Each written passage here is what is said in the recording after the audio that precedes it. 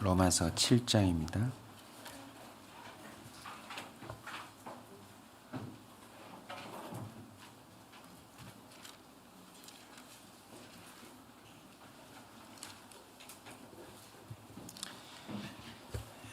광고 말씀드립니다. 오늘 저녁부터 저희 교회 새가족 양육 만남 시리즈가 시작이 됩니다.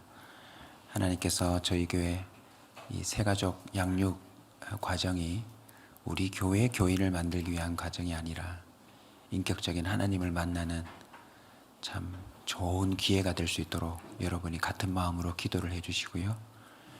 오늘도 처음 그 과정에 들어오시는 성도님들 한 분 한 분이 정말 하나님의 살아계심을 새롭게 발견하는 그런 오주 과정이 되도록 여러분 관심 가지시고 또 함께 동참해 주시고 섬겨 주시면 좋겠습니다.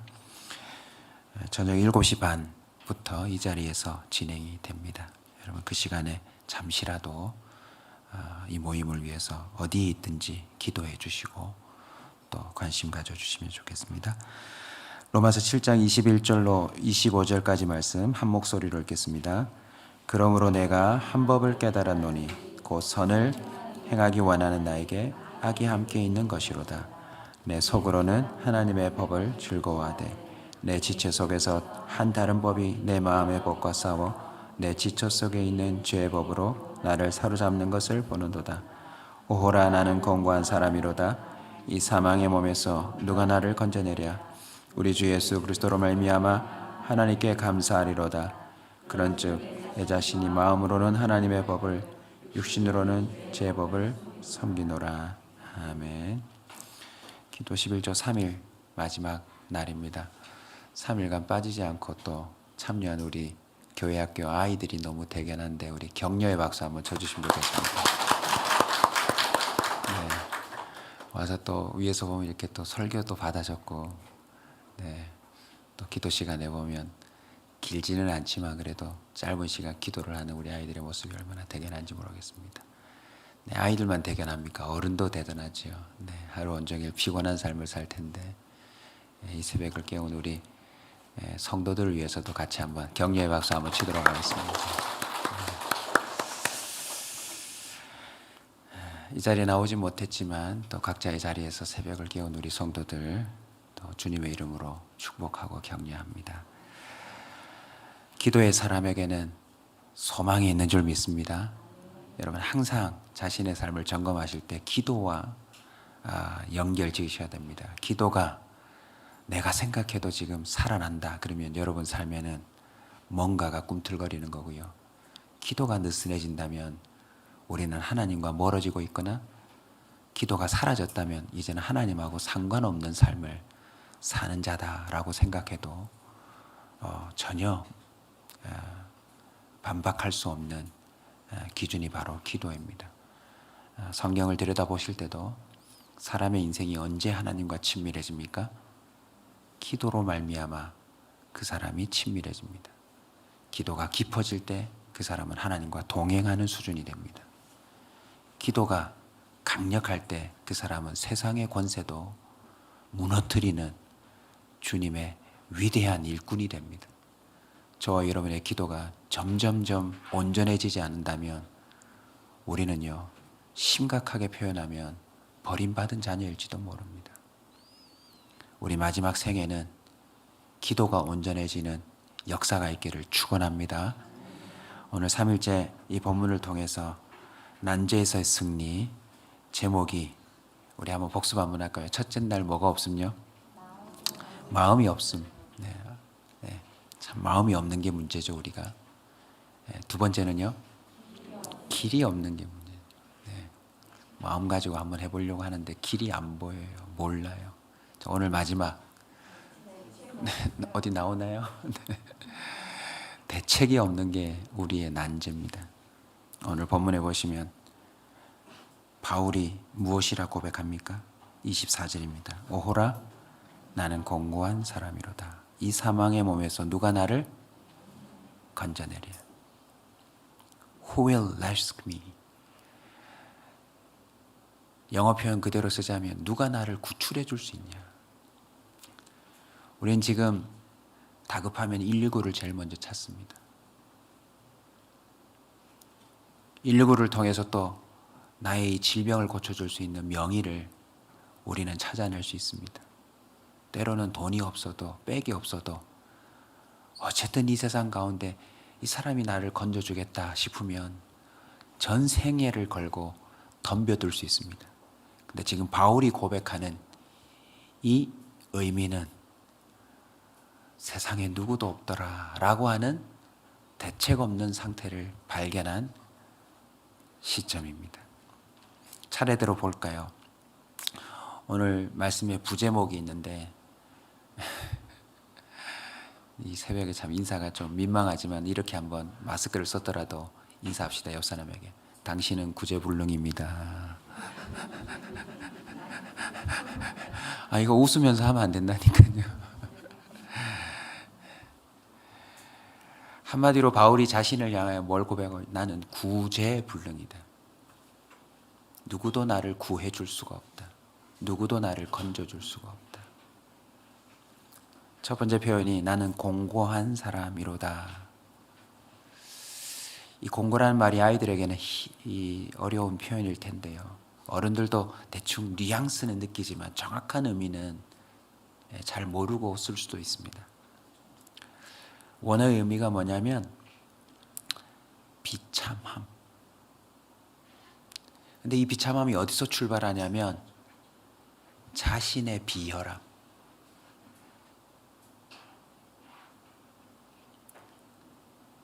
자신의 사악함. 뿐만 아니라 나를 감싸고 있는 사람들의 비열함.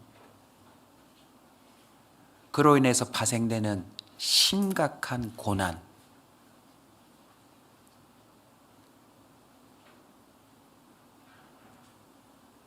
눈에 보이는 예를 찾자면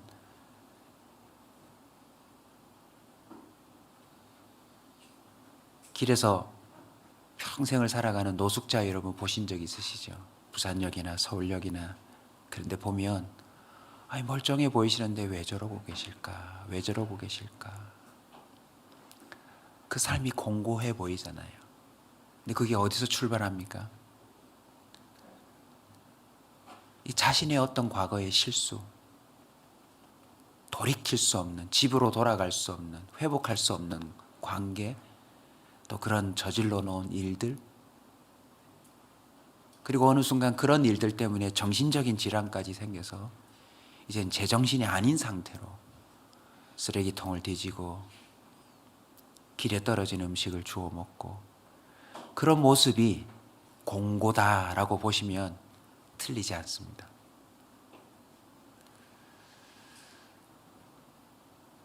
바울은 자신의 모습을 실질적으로 발견하고 있습니다. 나는 공고한 사람이다. 내 안에 있는 비열함, 내 안에 있는 그 고칠 수 없는 고질병, 더 이상 버틸 힘이 없고 마음도 무너져서 일어날 기력이 없다. 디모데전서 1장 15절에는 또 다른 표현으로 이 공고한 사람을 이렇게 선언하고 있어요. 나는 죄인 중에 괴순이라. 여러분은 여러분 자신이 공고한 사람이라고 고백하실 수 있으세요? 아니요. 아직 올라면 한참 멀었어요. 뭘 보면 알 수 있는 줄 아세요? 이 공고한 사람이라고 하는 것에 대해서 깨달은 사람만이 회개가 가능합니다. 회개는요, 자신의 비참함을 깨달은 자만이 할 수 있는 겁니다. 그냥 아이고 잘못했어요. 유리창 하나 깨고 잘못했어요. 다시는 안 그럴게요. 이게 회개가 아닙니다. 용서해줘도 또 깰 수밖에 없는 존재. 용서해줘도 다시 갚을 수 없는 걸 깨버린 존재. 깼다는 사실만 있는 것이 아니라 그로 말미암아 파생된 그 엄청난 일들을 도대체 해결해낼 수 없는 그런 지경에 이르렀다라고 하는 그야말로의 파산 중의 파산. 우리는 아직도요, 자신의 그 공고함에 대해서 아직 덜 느끼고 있을지 모릅니다. 생활이 좀 어려운 것, 관계가 조금 어려운 것, 그거 공고한 거 아니에요, 여러분. 아예 이 세상에서 나를 건져내 줄 자가 아무도 없다라고 하는 정도의 자신의 실체를 발견한 게 바로 바울의 고백입니다. 여러분은 죄인 중에 괴수라고 느껴지세요? 이걸 보면 또 우리가 얼마나 아직도 공고한 사람이라 고백을 못하는지 발견할 수 있어요. 대한민국을 떠들썩하게 하는 흉악한 범죄자들이 그 범죄의 실체가 드러날 때 여러분 속에 정의로움이 막 불타오르지 않던가요? 어떻게 인간이 그럴 수 있냐? 그 모습을 내 안에서 발견한 게 공고한 사람의 표현입니다. 여러분은 교통법규도 지키시고 나름 아침에 눈 떠서 저녁에 잠자리에 이를 때까지 뭐 좀 가지고 있는 죄가 게으름, 나태함 뭐 요 정도밖에 없어서 여러분 자신이 얼마나 공고한지 잘 모르실 수 있어요. 그러나 일생을 한번 뒤돌아보세요. 여러분은 여러분의 비참함을 주님 앞에서 고백해 본 적 있으세요?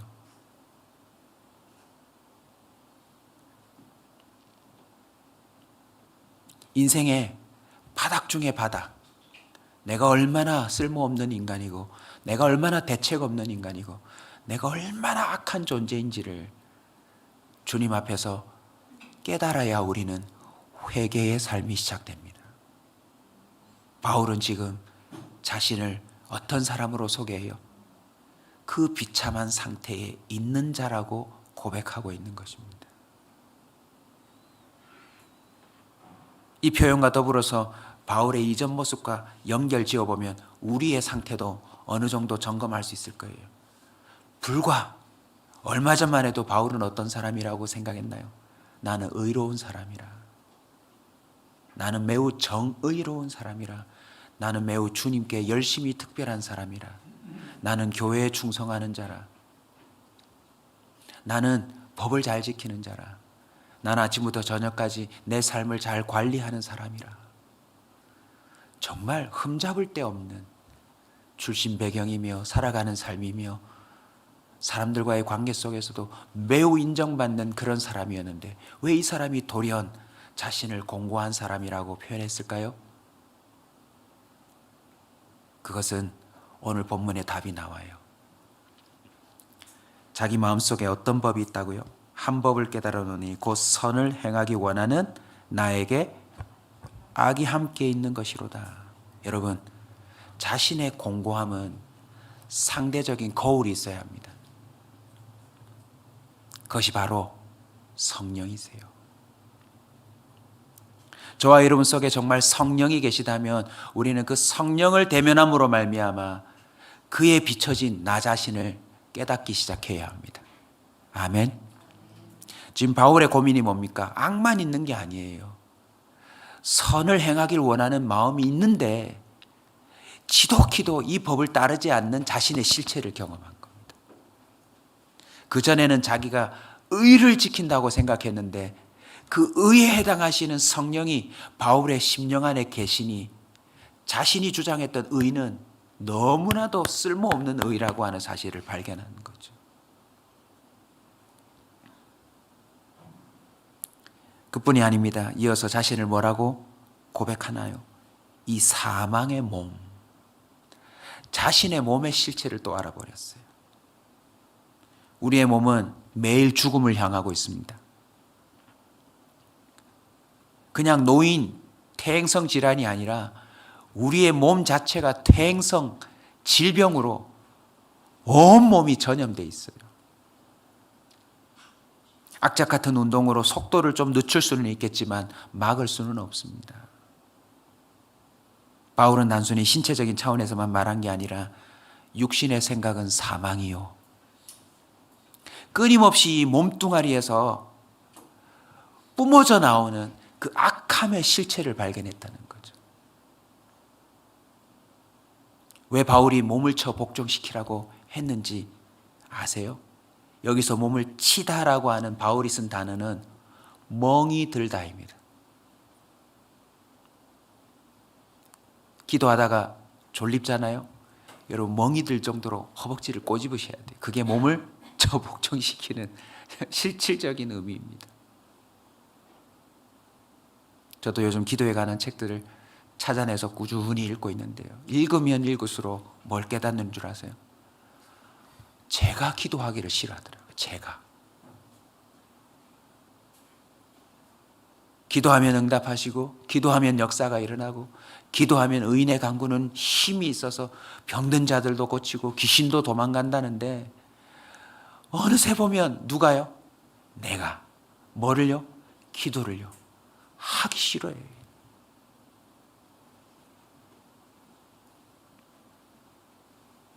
전도하면 잃어버린 영혼이 돌아올 수 있는데 누가요? 자꾸 저 혼자만 하네요. 누가요? 내가요. 뭘요? 전도를요. 말은 복음이라는데 맨날 미장원만 소개하고 맛있는 맛집만 소개하지. 자기를 구원했다는 예수 그리스도는 하루를 살아가면서 단 한 번도 누구인가 말하지 않고 살아가는 게 누구다? 나다. 막 치가 떨릴 정도로 악한 존재가 누구예요? 나예요.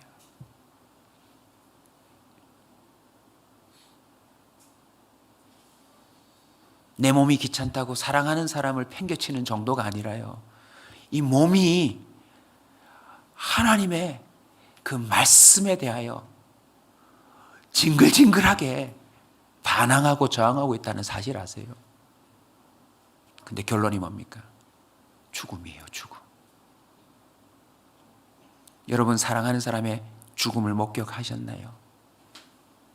물론 천국에 대한 소망이 있지만 그 죽음 자체가 죄의 형벌 아닙니까? 어느 누구나 절망할 수밖에 없는 그 죽음을 두고서도 우리는 미리 깨달아야 합니다. 우리가 얼마나 대책 없는 존재인지. 비타민을 먹고 운동을 하고 열심히 애써 보이지만 저와 여러분이요 정말 공고한 사람이 돼서 그냥 땅에서 썩어버릴 겁니다. 바울은 그걸 깨달아 버렸어요. 살아있는 동안에도 공고하지만 결국 이 삶이 공고함으로 끝날 수밖에 없는 그 솔로몬이 두 손을 들고 외쳐댔던 그 인생의 허무함, 바람 잡는 삶, 하나님이 아니고서는 대책이 없는 인생, 그 실체를 깨달았다는 것입니다.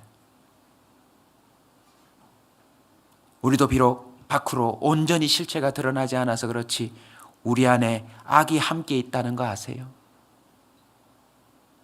여러분 이걸 대수롭지 않게 생각했다가는 나중에 큰일이 일어납니다. 동시다발적으로 제가 계속 묵상거리들을 생각나는 대로 정리하고 있는데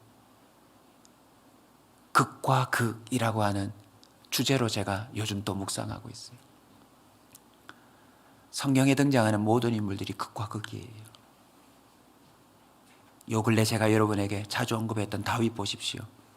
아니 그 어린 소년이 국가가 물리치지 못하는 그 거대한 무장한 골리앗을 물리쳤는데 극이잖아요.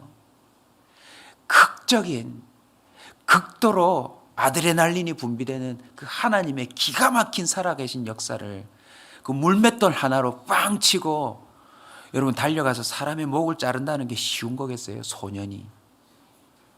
그리고는 온 군대가 숨었다가 함성을 지르면서 절대적으로 국가가 물리치지 못했던 난제를 한 방에 해결하는 그 극적인 성공을 경험한 다윗이 어찌 벌거벗은 여인에게 정말 극한 범죄를 저지를 수 있었을까? 우리가 기도 11조 첫날에 보았지만 그 극과 극 사이에서 그 다윗이 자신의 실체를 경험하고 주님께 뭐라고 고백합니까? 나는 공고한 자입니다. 내 안에서 정한 마음이 무입니다. 무. 주님이 나를 내버려 두시면 이 극으로 갈 수밖에 없는 존재입니다. 저와 여러분이요, 이 기도 11조 마지막 날 이 대책 없음에 대한 공고한 사람의 고백을 온전히 행하지 못하면 오늘 저녁에라도 9시 뉴스에 나올 수 있다는 거 아세요? 내일 여러분이 집에서 무슨 짓을 저지를지 모른다는 사실 아세요? 우리 아이들도 부모 따라 이 새벽 기도를 어릴 적 나왔지만 여러분이 어릴 적부터 내가 공고한 사람이라는 걸 주님 앞에서 온전히 깨닫지 못하면 여러분이 청소년기에, 여러분이 청년기에 N방의 주인이 될지 누가 어떻게 알아요?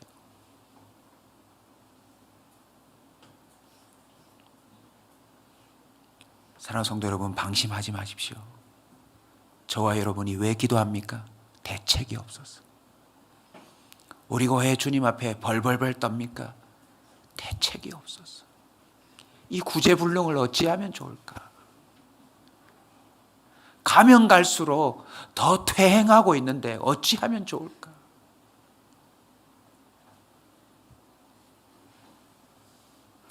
누가 나를 건져내랴?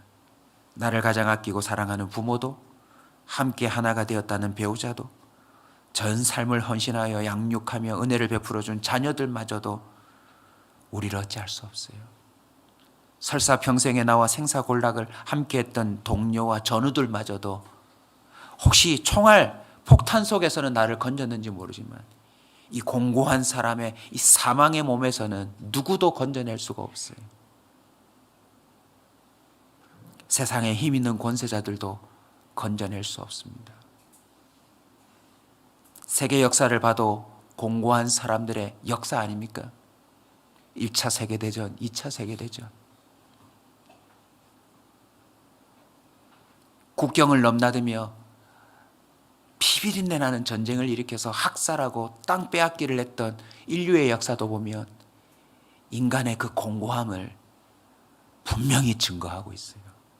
근데 요즘 여러분, 그 제국주의와 자기 국수주의가 꿈틀거리는 거 느껴지지 않으세요?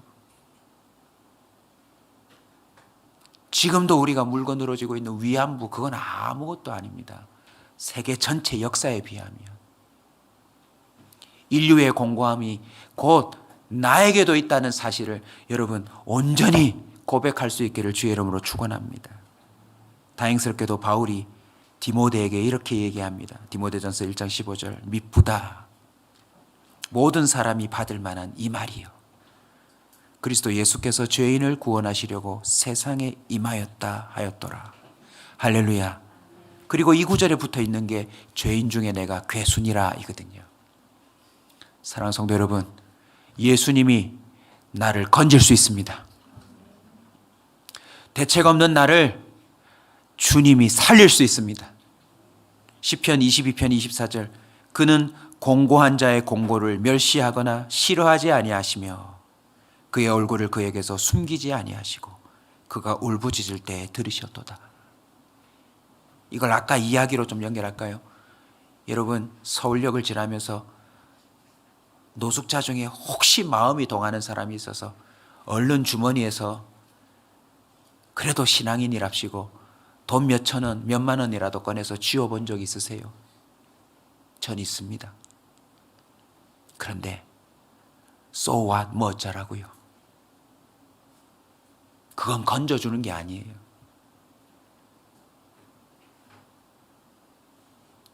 주고 나서 오면서 은근히 가로 열고 뭘 합니까? 저 돈 가지고 결국 한 끼는 사 먹어도 그대로 오겠지. 결국 그들의 공고함을 저는 그냥 지나치는 사람이에요. 그런데 주님은 어떻답니까? 공고한 자의 공고를 멸시하거나 싫어하지 않는데요. 그의 얼굴을 숨기지 않으시고 그가 울부짖을 때 들으신다라고 고백하고 있는 것입니다. 여러분, 오늘 새벽에 부르짖으십시오. 대책 없는 나를 하나님이 선택했다, 붙들었다라는 증거가 나타날 때까지 여러분 부르짖으셔야 합니다. 골로새서 1장 13절입니다. 그가 우리를 흑암의 권세에서 건져내사 그의 사랑의 아들의 나라로 옮기셨으니 할렐루야. 물론 이미 이 은혜를 받아서 자신의 공고함을 고백하지 못하고 있는 사람이 있을지 모르겠지만 바울은 계속해서 경고합니다. 두렵고 떨림으로 구원을 이루라고요. 선줄로 생각하지 말라고요. 그 은혜에 대해서 늘 묵상이 깊어져야 합니다. 왜요? 여전히 그게 커지면 커질수록 상대적인 내 안에 있는 악에 대한 모습들도 더 밝히 조명될 테니까요. 항상 감사는요, 감사할 게 많이 생겨서가 아니라 그동안 내가 깨닫지 못했던 나의 실체에 대비해서 내게 임한 은혜가 이렇게 크다는 것을 점점 깨달아감으로 말미암아 파생되는 게 항상 감사입니다. 항상 기뻐요. 범사에 감사인 것입니다. 디모데후서 4장 18절 한번 따라서 합시다. 주께서 나를 모든 악한 일에서 건져내시고 또 그의 천국에 들어가도록 구원하시리니 그에게 영광이 세세무궁토록 있을지어다. 아멘. 바울은 지금도 공고한 사람이지만 하나님의 그 대책이 나를 이렇게 변화시켰다고 고백할 뿐만 아니라 미래적으로도 선포하고 있어요. 주께서 나를 모든 악한 일에서 건져내시고 천국에 들어가시도록 구원하시리니. 하나님을 지금도 뭐하고 있나요? 의지하고 있는 겁니다. 왜요? 자신에게는 대책이 없으니. 복음을 전한다지만 감옥에 들어갈 수밖에 없고, 감옥에 들어가서 자신의 힘으로 풀려날 방법이 없고, 순간순간 성령의 감동을 받지만 또 정확하게 길이 무엇인지 알 수가 없고, 마음은 있지만 여전히 자신 속에 악이 함께 있기 때문에 그것과 충돌하는 자신을 보면서 주님 앞에 역시 나는 여전히 주님의 은혜가 없이는 무슨 사람이로다? 공고한 사람이로다. 로마서 6장 14절을 마지막으로 선포합니다. 우리 찾아서 읽읍시다. 같이 크게 읽습니다. 로마서 6장 14절 같이 읽습니다. 죄가 너희를 주장하지 못하리니 이는 너희가 법 아래 있지 아니하고 은혜 안에 있음이라. 할렐루야. 여전히 내 안에 악이 함께 있지만 그 악이, 그 죄가 더 이상 주장하지 못한다라고 하는 주님의 대책에 기뻐하고 있다라는 것입니다. 대책 없는 구제불능인 우리의 삶에 하나님의 은혜가 늘 함께 공존하는 역사가 있기를 주의 이름으로 축원합니다. 그러려면 은혜에 대한 감사도, 그리고 동시에 나는 공고한 사람이라고 하는 그 자신의 바닥을 언제나 인정하고 살아가는 겸비한 자가 되시길 주의 이름으로 축원합니다.